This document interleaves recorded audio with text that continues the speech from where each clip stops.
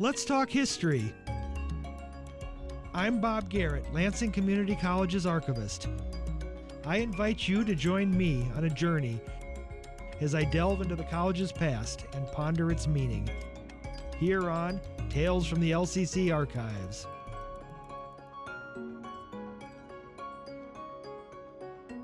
One day, I was looking through the LCC archives, as I often do, and this day I found a binder of records about, I'm quoting here from the label on the binder, student unrest. When I think of student unrest, I think of 1960s activism. And sure enough, the document's dated from 1968. One section specifically concerned activism by African American students, and that's what I'm going to talk about today. Let's start with a little background. By 1968, the civil rights movement had been underway for well over a decade. I'm not going to point to one instance and say this is where it began, but to give you an idea, I will note that the Brown versus the Board of Education of Topeka legal decision, which led to the desegregation of schools, occurred in 1954, and the Montgomery, Alabama bus boycott, when Rosa Parks famously refused to give up her seat, began the following year. It's worth noting, I think, that 1960s counterculture movements, including the anti-Vietnam War movement, adapted tactics already being utilized in the civil rights movement. The nonviolent sit-in, where protesters came into a place and refused to budge, is one such tactic. Sit-ins didn't begin with the civil rights movement, but I think it's fair to say that they became associated with it. This growth in social activism coincided with a post-World War II growth in higher education. The GI Bill, passed before the war ended, resulted in many returning servicemen enrolling in college and university classes. At the same time, the economy, following a brief post-war recession, began to boom. And remember, this occurred after a global war that was preceded by an economic Great Depression. To many people in the 1950s, it probably seemed like good times were finally here, and the U.S., in turn, began investing in infrastructure and education. The state highway system dates from this period, as does the establishment of many colleges and universities. In 1955, for example, the Michigan Agricultural College formerly became Michigan State University of Agriculture and Applied Science. That was shortened to simply Michigan State University in 1964. And of course, Lansing Community College was established in 1957. And then we have the post-World War II baby boom. As the baby boomers grew up, a new youth culture grew with them, and when those boomers came of age, many chose to pursue studies in higher education. Again, then, we have a youth culture, growing social activism, and a growth in higher education. And all that sets the stage for all that student unrest of the 1960s. And now let's go back specifically to the civil rights movement. In the 1960s, more black Americans than ever before had the opportunity for post-secondary education studies. At the same time, the 1960s was also a decade of racial discord, with assassinations of black leaders such as Malcolm X and Dr. Martin Luther King Jr., and urban uprisings occurring in cities such as Watts in 1965 and Detroit in 1967. Of necessity, I'm oversimplifying here, and I encourage anyone interested in this topic to read further.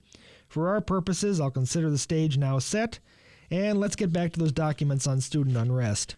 Those documents include a report from LCC President Philip Gannon. Gannon states that he was visited by a group of African American students on April 5, 1968. That's the day after the assassination of Dr. Martin Luther King Jr. According to Gannon, the students expressed concerns about a lack of courses and library materials on, and this is a quote from Gannon, so this is how he phrased it, quote, the contributions of minority groups, unquote. Gannon says that he called a meeting for later that afternoon with the academic council, some of the African-American students who had met with him that morning, and, quoting from Gannon again, some selected departmental chairmen, end quote. Now, Gannon also says that LCC had been working on an African-American history course since January of 1968, and other documents in this binder back him up. They include some detail on the planning of this course. Gannon notes that William Barnett, chair of the Social Sciences Department, and David Arganian, chairman of the Humanities Department, worked on it with Larry Davenport, who was identified as a part-time social science instructor. Davenport was featured a year later in an April 1969 issue of The Lookout, LCC's student newspaper. A photo accompanies the article, and from this I learned that Davenport was African American. The Lookout article gives us a little more information on him. It tells us that he graduated from LCC in 1965 and had earned both a BA and a master's degree from MSU. It tells us that he had, quote, counseled children with reading and emotional difficulties, unquote. That's from the Lookout article. As already noted, he was a part-time social sciences instructor in 1968, and from other Lookout articles, I learned that he was then LCC's basketball coach. Finally, I'll note that the April 1969 article reports that Davenport was, at that time, resigning from LCC to focus on earning his PhD at MSU. If anyone listening knows more about him, or Mr. Davenport, or perhaps it's Dr. Davenport, if you're listening yourself, please get in touch with me. My contact information is on the LCC Connect podcast information, and I'll repeat it at the end of this episode. But I am curious to see what feedback and further information I obtained from this episode, and who knows, I might very well do a follow-up on this at some point. Anyway, let's get back to April 1968. President Gannon quotes a large passage that he attributes to R. Stephen Nicholson, LCC's academic dean at that time. In this passage, Nicholson states that the student protesters were, quote, invited to formally participate in drawing together the final course syllabus, unquote. Nicholson also states that these participating students would earn credit for their work. He describes the discussions between the students, the two deans, and Mr. Davenport as, quote, free, open, often hot, and hostile, but never dull, end quote. Needless to say, I would love to know more about that, too. I'd especially love to hear the perspective of the black students, as I'm sadly not privy to that, at least not currently. And again, if anybody out there knows more about this, please get in touch with me. Now I'm going to move slightly ahead to June 6th of 1968. Dean Nicholson, in a separate memo, tells us that the Academic Council met on that date. He tells us that the council discussed whether to make the African American history class mandatory for all students, and quotes the council as rejecting the notion, stating that each academic department needs to make that decision for its own curriculum. On the matter of the course being taught by a black instructor, Nicholson quotes the council as stating that it will hire the most qualified candidate, but it will give a preference to a black candidate if several candidates are equally qualified.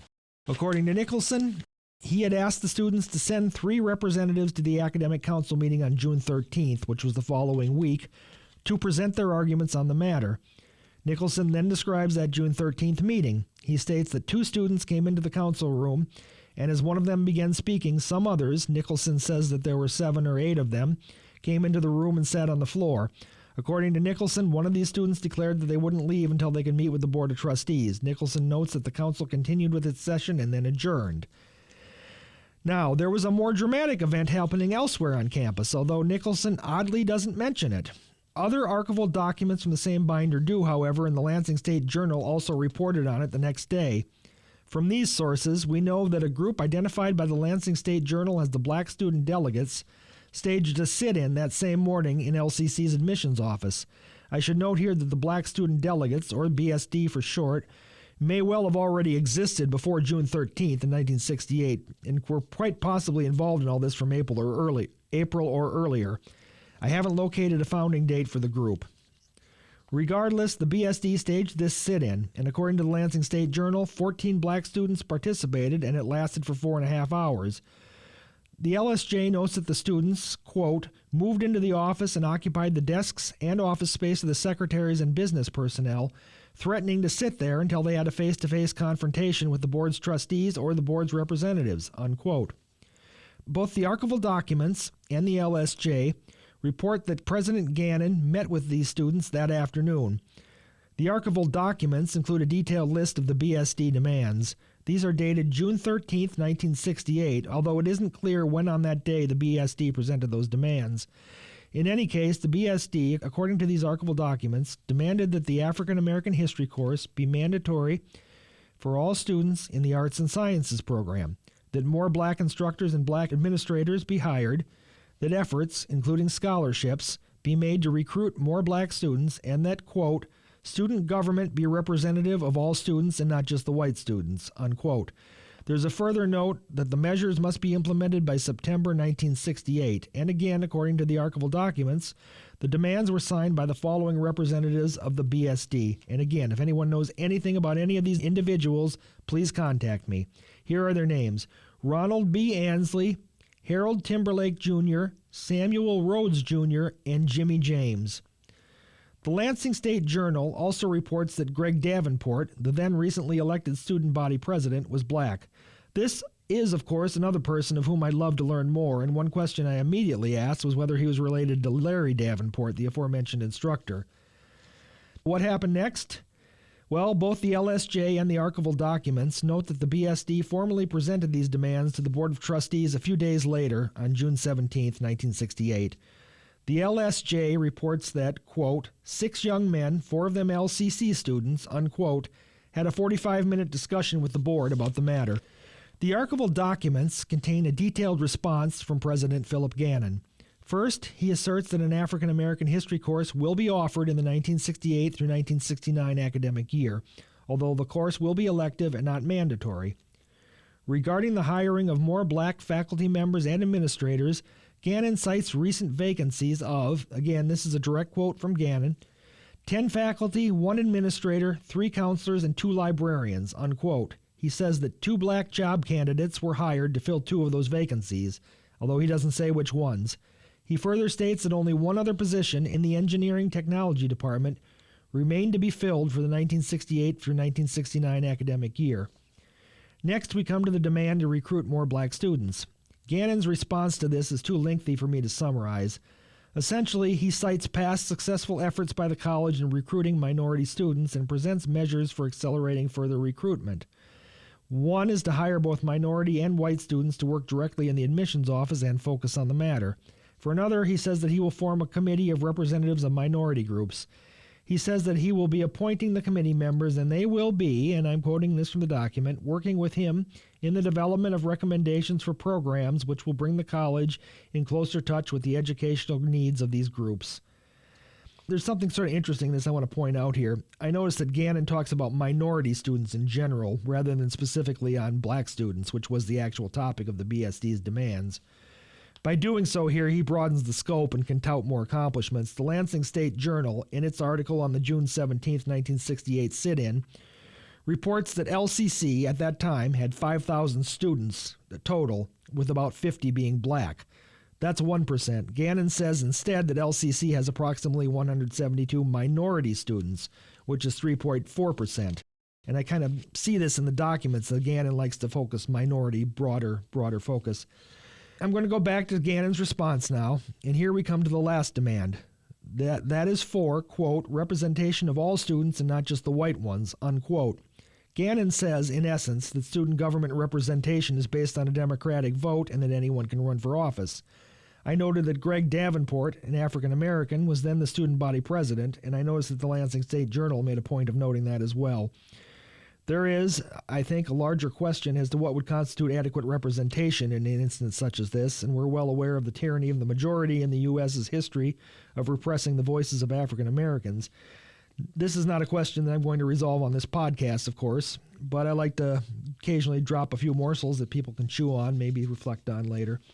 I've consulted LCC course catalogs and the student newspaper, and I can confirm that an African American history course was added in fall 1968. An African American literature course was also added in the next term. I say term because LCC was on a quarter system and didn't adopt a semester system until the early 1990s. I don't know if either course ever became mandatory.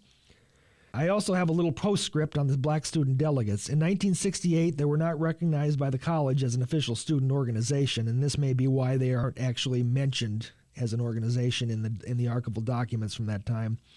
According to the Lookout, LCC student newspaper, LCC couldn't grant them legal status in 1968 because they didn't have an advisor. That tidbit is from a November 22, 1968 article on a student government meeting from earlier that month. According to the article, the BSD was a topic of discussion and some BSD members attended. The Lookout reports that, quote, the discussion broke into name-calling and other breaches of conduct, unquote. The Lookout doesn't provide specific examples of such behavior, although it does cite a lack of respect, that's a phrase from the article, and states that this was, quote, more on the part of student government than the delegates of BSD, unquote. LCC's student guidebook begins listing the BSD with other student organizations with the 1970 edition, so I'm guessing that the organization did gain legal standing by that time. How many members did the black student delegates have? A Lookout editorial of November 8, 1968, so that's a couple weeks before the last article that I mentioned was published, estimates that 25 to 30 black students at LCC belonged to the black student delegates. That same editorial reports that LCC then had about 175 black students, and the author uses that figure to argue that most black students didn't belong to the black student delegates. As you might recall, though, President Gannon cited 172 as the number of minority students in general and not just black students, and that number could be rounded up to 175. It's quite possible, then, that the lookout was conflating the two statistics using the number of minority students rather than just black students. If we assume that the number of black students was around 50, as reported earlier by the Lansing State Journal, and that the black student delegates did have 25 to 30 black student members, as reported by the lookout, then that means that somewhere around half of the black students at LCC at that time belonged to the black student delegates. And that's where I will leave this story. I hope that you found it informative, but I also genuinely hope that I left you with some questions, maybe questions that some of you might enjoy researching. I promised I would leave my contact information, so again, I'm Bob Garrett, Garrett. You can email me at lcc-archives@lcc.edu. That's capital L, capital C, hyphen, capital A, rchives@lcc.edu. And again, the information is also on the LCC Connect webpage. I strongly believe that history begins with inquiry, and I thank you all for listening.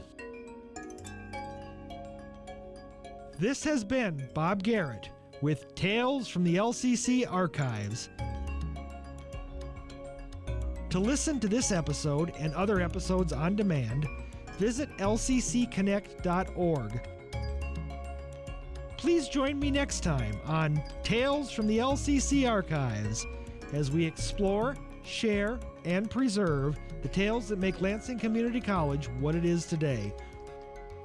Once again, this is Bob Garrett reminding you, look at the past to understand the present.